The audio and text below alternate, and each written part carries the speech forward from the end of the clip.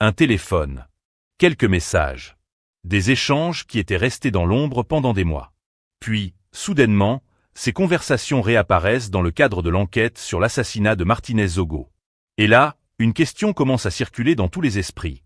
Que révèlent réellement ces discussions privées entre le journaliste et Oswald Baboké? Car lorsqu'on découvre que les conversations évoquent des personnalités aussi connues que Jean-Pierre Amougou Belinga, Samuel Eto'o ou encore Boris Berthold, l'affaire prend immédiatement une autre dimension. Attention toutefois, ces échanges, tels qu'ils figurent dans l'expertise judiciaire, montrent ce qui a été partagé entre les interlocuteurs, mais ils ne constituent pas en eux-mêmes une preuve de la véracité de toutes les informations contenues dans les documents évoqués. Mais ce n'est pas tout. Derrière ces simples messages WhatsApp se dessine peut-être le portrait d'une relation de confiance, de discussions discrètes et de dossiers sensibles qui circulaient au plus haut niveau. Alors, que disent réellement ces conversations? Que faut-il en comprendre? Et surtout, que nous apprennent-elles sur le fonctionnement du pouvoir, des médias et des réseaux d'influence au Cameroun? Partie 1. Contexte et les faits. Pour comprendre pourquoi ces échanges attirent autant l'attention aujourd'hui, il faut revenir au contexte.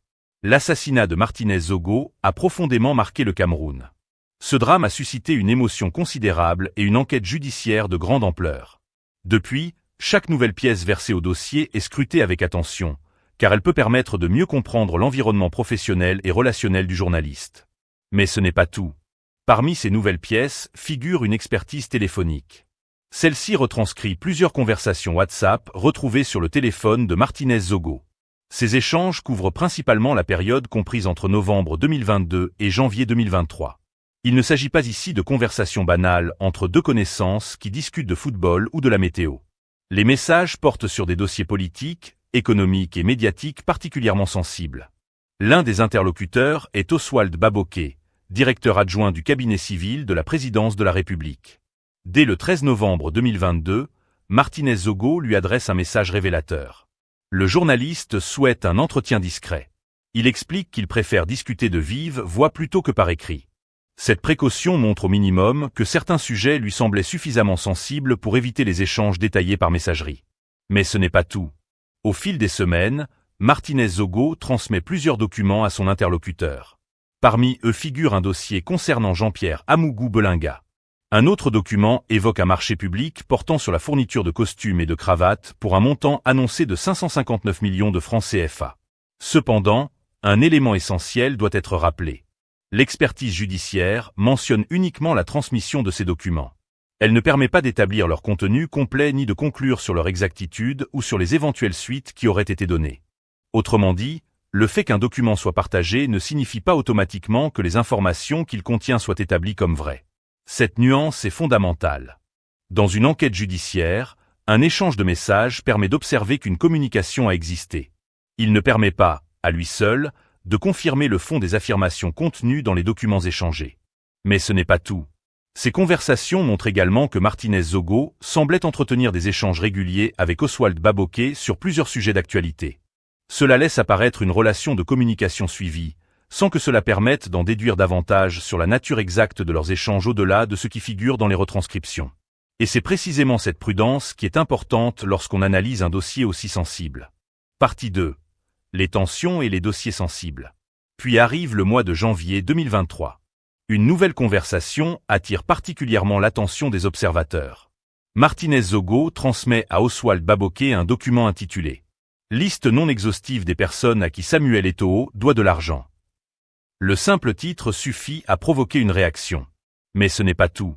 Selon les retranscriptions, ce document mentionnerait une vingtaine de personnes auxquelles seraient attribuées des créances présumées. Parmi les noms cités figure celui d'Oswald Baboké. Le document lui attribuerait un montant de 80 millions de francs CFA. La réaction est immédiate. Oswald Baboké répond sans ambiguïté. Il affirme « Il ne me doit rien. Notre amitié n'est pas basée sur l'argent. » Cette réponse constitue un démenti clair concernant les informations contenues dans le document partagé. Martínez Zogo lui répond ensuite. C'est terrible ça. Comment les gens peuvent monter ce genre de choses? Ces échanges montrent que le journaliste ne présente pas cette liste comme une vérité définitivement établie, mais partage un document qui circule, tandis que son interlocuteur rejette explicitement les affirmations qui le concernent. Mais ce n'est pas tout. Un autre dossier apparaît dans ces conversations. Cette fois, il s'agit d'un article publié par Boris Berthold concernant l'affaire Africa 24. Martinez Zogo transmet l'article à Oswald Baboké. Il lui demande son avis. Il écrit également qu'il faudrait, selon lui, rétablir la vérité et éviter que le mensonge ne prospère. Face à cette demande, Oswald Baboké adopte une position très différente. Il répond qu'il préfère garder le silence. Selon lui, certaines informations peuvent être vérifiées, mais il estime qu'il vaut mieux éviter d'être publiquement associé à ce type de polémique. Sa phrase est particulièrement marquante. « Je pense que le silence est une grande arme. » Une phrase courte, simple, mais qui nourrit aujourd'hui de nombreuses analyses. Toutefois, cette déclaration doit être comprise dans son contexte. Elle exprime la position personnelle de son auteur dans cette conversation et ne permet pas, à elle seule, de tirer des conclusions sur d'autres aspects de l'affaire. Partie 3. Révélation et décryptage. À première vue, certains pourraient penser que ces conversations WhatsApp apportent toutes les réponses. Mais lorsqu'on prend le temps de les lire avec attention, on se rend compte qu'elles soulèvent surtout de nouvelles questions. Et c'est souvent comme cela que fonctionnent les grandes enquêtes. Chaque élément découvert éclaire une partie du tableau, tout en laissant d'autres zones dans l'ombre. Mais ce n'est pas tout. L'une des premières révélations qui ressort de ces échanges est la méthode de travail de Martinez Zogo. Les retranscriptions donnent l'image d'un journaliste qui collecte des documents, les partage avec certains interlocuteurs, sollicite leurs réactions et cherche à confronter différentes versions des faits. Cette démarche, lorsqu'elle est menée dans le respect des règles journalistiques, fait partie du travail d'investigation. Recouper les informations, demander des explications et confronter les points de vue avant d'en tirer des conclusions. On comprend ainsi que Martinez Zogo ne travaillait pas uniquement derrière un micro. Son activité semblait également reposer sur un important réseau de contacts, avec lesquels il échangeait pour obtenir des précisions ou recueillir des réactions sur des sujets sensibles. Mais ce n'est pas tout. Ce qui frappe aussi, c'est la diversité des thèmes abordés. Les conversations ne concernent pas un seul dossier, mais plusieurs, des questions liées au monde des affaires, au football, aux médias et à la vie publique. Cela montre que le journaliste suivait plusieurs sujets en parallèle, comme le font souvent les reporters spécialisés dans les enquêtes. Attention toutefois, le fait que des documents aient été partagés ne signifie pas que leur contenu ait été établi comme exact. Les retranscriptions permettent d'observer l'existence des échanges, mais elles ne valident pas automatiquement les affirmations contenues dans les pièces évoquées. Et c'est là que le vrai travail d'analyse commence. Mais ce n'est pas tout. Prenons maintenant le cas de la liste attribuant des créances présumées à Samuel Eto'o. Ce document est envoyé à Oswald Baboké. Quelques instants plus tard, celui-ci répond clairement qu'il ne lui a rien dû et que son amitié avec Samuel Eto'o n'est pas fondée sur l'argent. Cette réaction est importante, non pas parce qu'elle tranche définitivement le débat, mais parce qu'elle rappelle une règle essentielle. Lorsqu'une personne est concernée par une information, elle a le droit d'apporter sa version des faits. Dans ces échanges, ce droit est exercé de manière explicite par un démenti. Martinez Zogo répond ensuite en s'étonnant qu'un tel document ait pu être élaboré. Ce dialogue montre avant tout une confrontation d'informations, et non une validation de leur contenu. Mais ce n'est pas tout. Cette séquence illustre une réalité que connaissent bien les journalistes. Il arrive que des documents circulent dans les milieux politiques, économiques ou médiatiques sans que leur authenticité ou leur exactitude soit immédiatement établie. C'est précisément pour cette raison que la vérification est indispensable avant toute publication ou conclusion. Autrement dit, un document peut exister, être partagé, être commenté, sans que cela suffise à en faire une preuve. Et c'est une nuance que le public oublie parfois lorsqu'une affaire fait grand bruit. Mais ce n'est pas tout. Les échanges autour de l'article consacré à Africa 24 apportent également un éclairage intéressant. Martinez Zogo transmet un article signé par Boris Berthold et demande l'avis d'Oswald Baboké. Il explique qu'il serait nécessaire, selon lui, de rétablir la vérité face à ce qu'il considère comme des informations inexactes.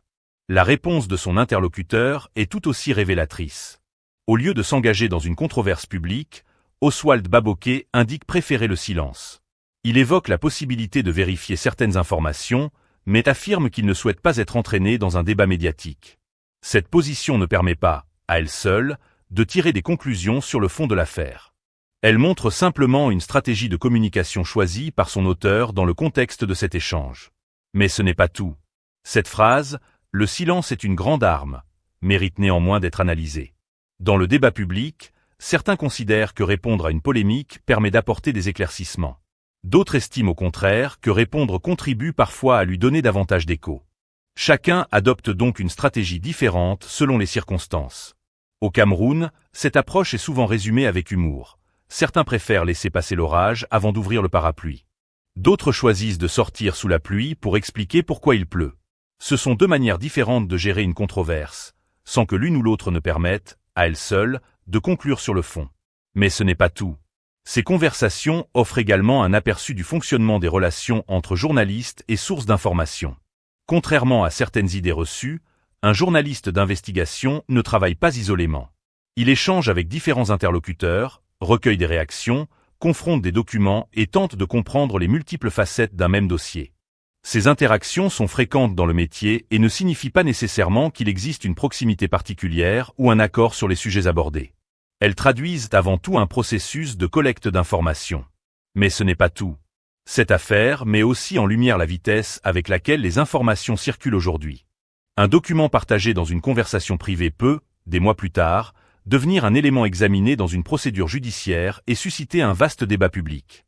Cela rappelle qu'à l'ère du numérique, chaque message peut prendre une importance inattendue selon le contexte dans lequel il est découvert. C'est pourquoi la prudence reste essentielle, tant pour ceux qui écrivent que pour ceux qui lisent. Mais ce n'est pas tout. Au Cameroun, on aime souvent dire avec humour que le téléphone est devenu le deuxième coffre-fort du pays. Chacun y conserve ses conversations, ses documents, ses notes, parfois même des informations professionnelles sensibles.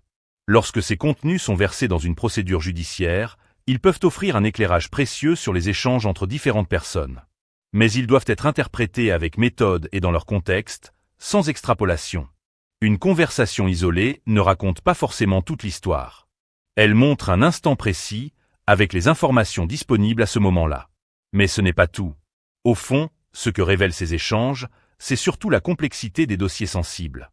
On y voit un journaliste qui cherche des informations, un responsable qui répond avec prudence, des documents qui circulent, des affirmations qui sont contestées et des positions qui divergent. Autant d'éléments qui illustrent combien il est difficile de démêler le vrai du faux lorsque plusieurs versions coexistent. Et c'est précisément pour cette raison que l'enquête judiciaire conserve toute son importance. Son rôle est de rassembler les éléments disponibles, de les examiner de manière contradictoire et de permettre, le moment venu, aux juridictions compétentes d'apprécier les faits sur la base des preuves produites. En attendant, ces conversations constituent avant tout des pièces d'un dossier plus vaste. Elles apportent un éclairage sur les échanges entre deux interlocuteurs, sans permettre, à elles seules, de résoudre toutes les questions que cette affaire continue de susciter. Comme on le dit souvent avec une pointe d'humour au Cameroun, quand on ouvre une seule fenêtre d'une maison, on voit une pièce, pas toute la maison. C'est exactement le défi posé par ces conversations. Elles montrent une partie de la réalité, mais l'ensemble du tableau ne peut être compris qu'en replaçant chaque élément dans le contexte global de l'enquête. Partie 4. Analyse satirique approfondie. Mes chers compatriotes, il y a une chose que cette affaire nous rappelle avec une force incroyable. Au Cameroun, les grandes batailles ne se livrent pas toujours devant les caméras. Très souvent, elles se jouent dans les téléphones, dans les messages WhatsApp, dans les appels manqués et dans les fameuses discussions qui commencent par « Grand, il faut qu'on se voit en privé ». C'est presque devenu une institution nationale. Lorsqu'un dossier devient trop sensible, les claviers ralentissent, les appels se multiplient et chacun préfère regarder derrière lui avant de parler. On dirait même que certains téléphones connaissent plus de secrets que certains bureaux administratifs. Mais ce n'est pas tout. En découvrant ces échanges, beaucoup de Camerounais se sont sûrement dit « Ah bon, donc les gens parlent vraiment entre eux comme ça ?» La réponse est simple. Dans tous les pays, les responsables publics, les journalistes, les hommes d'affaires et d'autres acteurs échangent régulièrement. Ce qui rend cette affaire particulière, c'est le contexte dans lequel ces conversations sont aujourd'hui examinées. Elles figurent dans une expertise judiciaire liée à une enquête extrêmement sensible. Cela attire naturellement l'attention et suscite de nombreuses interrogations, sans pour autant permettre de tirer des conclusions définitives sur les différents dossiers évoqués. Et c'est là que commence la vraie satire camerounaise. Chez nous, lorsqu'une information circule, elle voyage plus vite qu'un taxi de Bonabéry qui vient d'apercevoir un client sous la pluie. Avant même que le propriétaire du document n'ouvre les yeux, tout le quartier connaît déjà son contenu. Ou du moins ce que chacun croit avoir compris. Le problème, c'est que, dans cette course, les nuances disparaissent souvent. On mélange documents, hypothèses, opinions, rumeurs et faits établis dans une seule marmite. Et après, chacun vient servir sa portion avec une certitude impressionnante. Mais ce n'est pas tout. Prenons l'exemple de cette fameuse liste attribuant des créances présumées à Samuel Eto'o. Dès qu'un tel document apparaît, certains sont prêts à le considérer comme une vérité absolue. D'autres le rejettent entièrement. Pourtant, la réalité est plus complexe. Ce que montrent les échanges, c'est qu'un document a été partagé et que l'une des personnes citées l'a immédiatement contesté en affirmant que cette information était fausse en ce qui la concernait. Cette réaction illustre justement pourquoi le travail de vérification est indispensable avant de transformer une information en certitude. Voilà pourquoi le métier de journaliste est parfois comparable à celui d'un mécanicien. Quand un moteur fait un bruit étrange, le bon mécanicien ne change pas tout le moteur d'un coup. Il écoute, il démonte, il vérifie, il teste. Le journaliste aussi doit vérifier, recouper et confronter les versions avant de publier des conclusions. Mais ce n'est pas tout. Il y a une autre phrase qui mérite qu'on s'y arrête: le silence est une grande arme. Ah, le silence. Au Cameroun, le silence est presque une langue officielle non écrite. Il y a ceux qui parlent beaucoup, ceux qui parlent peu. Et puis il y a ceux qui répondent par un sourire, un regard ou une phrase qui ne répond finalement à rien. Dans certains cas, ce silence peut être une stratégie de communication, dans d'autres une manière d'éviter d'alimenter une polémique. Il ne faut donc pas y voir automatiquement un aveu, un refus ou une confirmation. Parce qu'au fond, le silence a plusieurs visages. Parfois, il protège. Parfois, il évite d'envenimer une situation. Parfois aussi, il laisse chacun libre d'interpréter ce qu'il veut. Et c'est précisément là que les spéculations prennent souvent le relais des faits. Mais ce n'est pas tout. Regardons maintenant le rôle joué par les réseaux sociaux. Aujourd'hui, une capture d'écran peut traverser le Cameroun en quelques minutes. Un message privé devient un sujet de débat public. Une phrase sortie de son contexte devient parfois un slogan. Et avant même que quelqu'un ait eu le temps de vérifier son authenticité ou sa signification, les commentaires affluent déjà. Les réseaux sociaux ressemblent parfois à un grand marché populaire un samedi matin. Chacun crie plus fort que son voisin. L'un affirme avoir la vérité. L'autre assure avoir une source très proche du dossier. Un troisième prétend connaître quelqu'un qui connaît quelqu'un. Et au milieu de tout cela, le citoyen essaie simplement de comprendre ce qui est réellement établi. Mais ce n'est pas tout. Cette affaire rappelle aussi une autre réalité. La frontière entre information et interprétation est souvent plus fragile qu'on ne le pense. Partager un document ne signifie pas automatiquement approuver son contenu. Poser une question ne signifie pas forcément soutenir une thèse. Demander un avis ne revient pas à valider une accusation. Ces distinctions peuvent sembler évidentes, mais elles sont essentielles si l'on veut analyser un dossier avec sérieux. Dans cette histoire, les conversations montrent un journaliste qui transmet des documents, demande des réactions et échange avec son interlocuteur. Elles montrent aussi un responsable qui répond, conteste certains éléments et exprime sa préférence pour la discrétion. Aller au-delà de ce que montrent réellement ces échanges serait franchir une ligne que la prudence journalistique invite à ne pas dépasser. Mais ce n'est pas tout. Il y a également une leçon plus large sur notre manière de consommer l'information. Nous vivons à une époque où tout le monde veut être le premier à annoncer une nouvelle.